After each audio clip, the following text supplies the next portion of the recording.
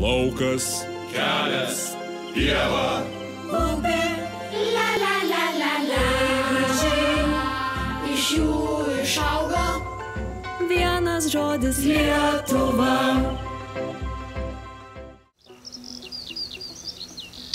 Meldinė nendrinukė yra vienas rečiausių migruojančių paukščių, giesmininkų ne tik Lietuvoje, bet ir visoje Europoje. Turint kantrybės ir noro begalinio, tai galima išgirsti čiulbėjimą, galima net ir pamatyti tą meldinę nendrinukę besisupančią ant viksvos ir giedančią. Kantrybės bandant sutikti meldinę nendrinukę tikrai prireiks, mat Europoje liko tik 4 šalis, kuriuose peri šis žvirblių giminės paukštelis. Tai Lenkija, Ukraina, Baltarusija ir mūsų Lietuva.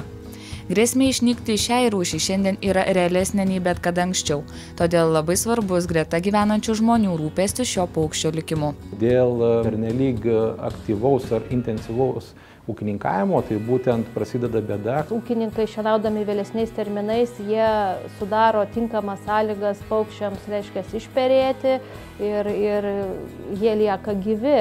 Bet reikia atminti tai, kad ne vien tik meldinė nendrinukė peri tokiais terminais, tokiu laikotarpiu, tuo pačiu metu peri ir kitų rūšių paukščiai. Nes jeigu įsivaizduokime, šienavimas vyksta tuo metu, kai dar kiaušiniai ar ne yra dėtyse ar lizduose, tai tarkime problema tai didžiulė.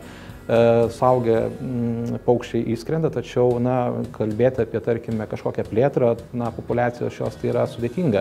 Išnykus vienai rūšiai sutrikdoma mitybos grandinė, dėl to iškyla grėsmė išnykti kitoms jos aplinkoje įsikūrusiams rūšims. Toks reiškinys vadinamas domino efektu. Kviečiu ir raginu pareiškėjus, kurių turimi plotai yra tinkami gauti paramai pagal šią priemonę, sutvarkyti tuos plotus ir sudaryti tinkamas sąlygas globaliai nykstančiam paukščiui. Šiandien Lietuvoje giedančių patinėlių suskaičiuota vos 138, beveik 3 kartus mažiau nei prieš 10 metų.